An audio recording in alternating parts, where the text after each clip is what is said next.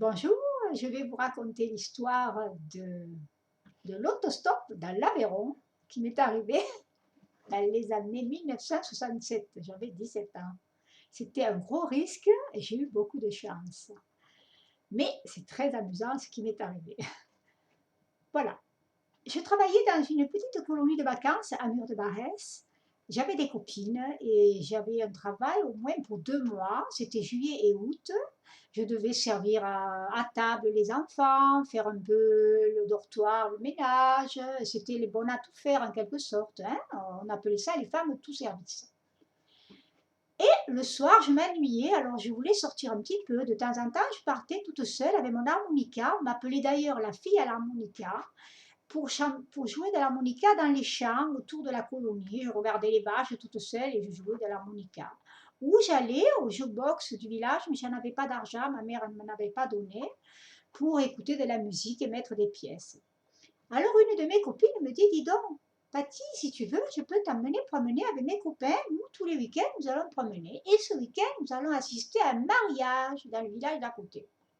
Bon, j'ai dit, si tu veux, je te fais confiance, tu m'amènes et tu me ramènes. Oui, oui, oui, mes copains, ils ont une voiture, c'est pas un souci. Viens le soir, les copains arrivent, ils étaient 3 ou 4 garçons, ils s'enfilent dans une voiture serrée comme des anchois. Moi, j'étais coincée entre un garçon et ma copine. Ils me disent, toi, tu es de Montpellier, tu as l'accent. Ah bon, j'ai dit pas trop loin de Montpellier, mais j'ai vécu 3 ans à Montpellier à l'école. Bon, et on s'en va, on arrive à un bal, c'était beau comme tout. Ils étaient habillés en costume, les mariés de l'Aveyron, avec des sabots, les costumes d'époque, des dentelles, c'était très joli, et l'accordéon. Je me mets à danser, tout ça, on m'offre à boire, et puis d'un seul coup, je vois plus ma copine, ni ses copains, ils avaient complètement disparu, m'avaient totalement oublié. Je me retrouve toute seule dans ce village, je ne savais même pas le nom du village. Je savais qu'il n'était pas loin de là où je travaillais, puisqu'on avait fait à peu près demi-heure de route dans les virages, ce qui faisait environ 20 kilomètres. Je me dis, mais comment je vais rentrer chez moi ce soir? Surtout que je devais être rentrée avant la fermeture de la colonie de vacances. Le directeur fermait les portes à minuit, ou 11 heures, quelque chose comme ça, pour la sécurité de la colonie, bien entendu. Et je prends mon courage à deux mains, je demande à un garçon s'il veut bien me faire danser. D'habitude, c'est le contraire, c'est les garçons qui demandent aux filles, mais là, je n'avais pas le choix. Il n'était pas très beau, il était assez un peu gros, avec des taches de rousseur, un peu ballot, et il me fait danser tout content d'avoir une belle fille dans les bras, parce qu'à l'époque, j'étais très belle. Et puis, je pose doucement des questions. Vous habitez où, monsieur, s'il vous plaît? Oh, ben, j'habite à Mur-de-Barès. Mon sang fait qu'un tour. Mur-de-Barès, tiens, c'est mon coin. Moi aussi, mais je n'y suis que provisoirement, je travaille. Ah, il me dit, c'est vous la fille à l'harmonica? Ah bon, je ne savais pas d'ailleurs qu'on m'appelait comme ça. Eh bien, écoutez, si vous voulez, je vais vous ramener. J'ai une décapotable. Oh là là, c'était chouette ça. Il m'a dit, je vous regarde depuis longtemps, mais j'étais timide, je n'osais pas vous parler. Et maintenant, je suis très contente de vous faire danser. On va encore danser un petit peu. Je regarde l'heure, je lui dis, il est 11 heures, je dois être rentrée à minuit, normalement. Il me dit, bon, c'est pas grave, je vous offre à boire, et après on s'en va. Donc, il m'offre un jus d'orange, je ne voulais pas d'alcool, surtout pas d'alcool. Lui, je pense qu'il a bu une bière. Et nous partons. Jusque-là, tout allait bien, il m'installe dans sa décapotable, j'avais le vent dans les cheveux. Le temps se met un peu à l'orage, on entendait les tonnerres. Il s'arrête et il met la capote. Et puis, bizarrement, il commence à me mettre les mains sur les cuisses, comme font tous les garçons. Ça me gênait un peu, j'étais pas à mon aise. La nuit était tombée, bien entendu, c'était presque minuit. Et puis, je suis, mais qu'est-ce que c'est? J'essaie d'ouvrir la porte sans rien dire, les cliquets étaient descendus. Il avait descendu les cliquets de la voiture en mettant la capote, de manière que je ne puisse pas m'échapper. Mine de rien, je le laisse, j'ai compris, m'amène à la colonie. Bon, je le laisse amener à la colonie. Pendant les virages, il continue de me peloter les fesses. Je dis rien pour qu'il soit en confiance, qu'il n'y ait pas de drame. Il se gare devant la colonie. Et moi, je le laisse faire. Et pendant qu'il essaye de m'embrasser, Ah, c'était horrible parce qu'il avait mauvaise haleine, il s'enculait l'alcool. De l'autre bras, j'essaye de défaire le cliquet de ma porte et j'y suis arrivée. Et d'un seul coup, j'ouvre la porte et je m'en vais en courant. Il était tout surpris de me voir m'en aller. Je file derrière la colonie de vacances parce que la porte était fermée. Le directeur avait fermé le portail. Et je me cache derrière un banc qu'il y avait un peu à l'arrière, du côté où les gens étendaient le linge.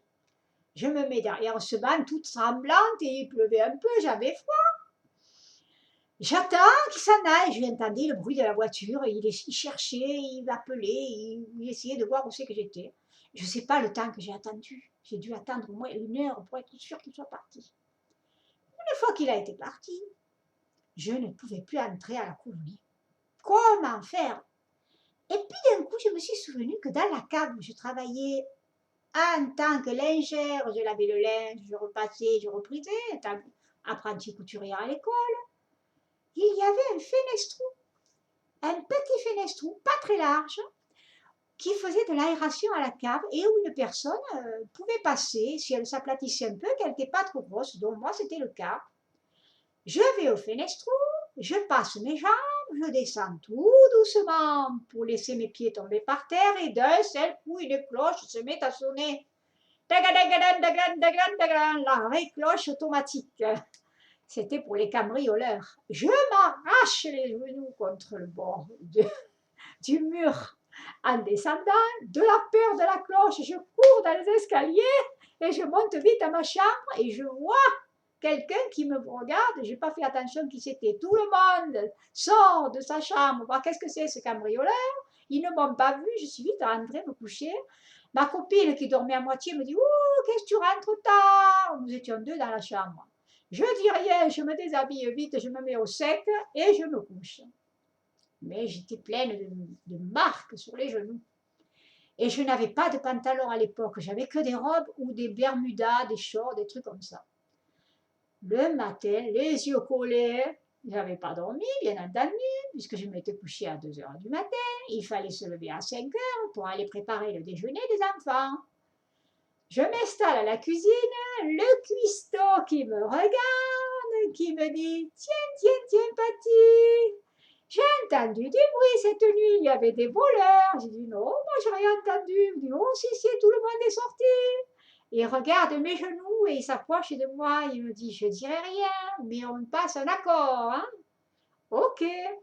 On mange, je déjeune. Il y avait de la bonne crème blanche, du lait qui a été bouilli. Le véritable crème qu'on fait normalement, la crème fouettée et la chantilly. C'était bon, j'avais faim, je tartinais mes tartines, je mangeais mon petit déjeuner, mais avec mes genoux qui me faisaient mal.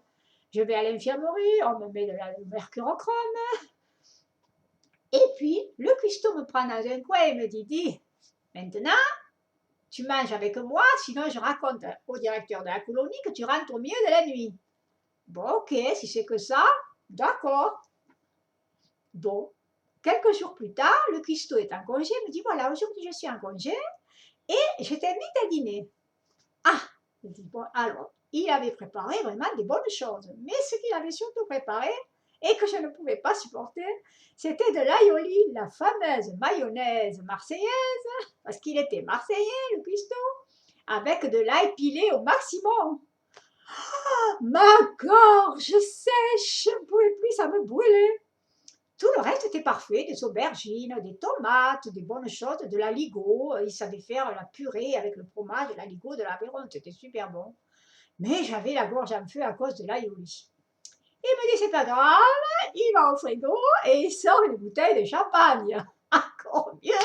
Ça, alors, c'était le bouquet du bouquet, parce que déjà, j'avais la gorge en feu et en plus, il me saoule. Il m'a fait boire la moitié de la bouteille de champagne, mais j'avais tellement soif, donc je ne m'en rendais pas compte. J'étais saoule, je ne tenais pas debout, je trentaillais. Il me dit, bien maintenant, qu'est-ce qu'on fait? Ah, j'ai dit, maintenant c'est fini, on s'en va. Je vais voir mes sœurs qui sont à la colonie, aller camper à la montagne, il faut aller les voir. Je ne voulais surtout pas rester avec lui seule. J'avais eu assez peur, là, quelques jours avant, la nuit. En colère, il me dit, bon, allez, je suis bon joueur, je vous emmène. Il pensait que de retour, il se passera autre chose. Moi, la tête qui allait tout de travers, je me tenais à la montagne, je tombais presque en marchant tellement j'étais saoule, je voyais tout qui tournait, la montagne qui trempait comme si c'était un bateau. J'arrive devant mes sœurs qui avaient campé, je me souviens, c'était la plus jeune, deux de mes plus jeunes sœurs qui étaient en vacances ce jour-là. On a même fait des photos sous une tente, j'ai encore la photo. Et une fois qu'on a fait la photo, j'ai demandé de rentrer avec les enfants parce que j'étais pas tranquille du cuistot. Et je suis revenue avec la colonie, la monitrice et les enfants à la colonie. Et puis, il ne m'a plus jamais embêté.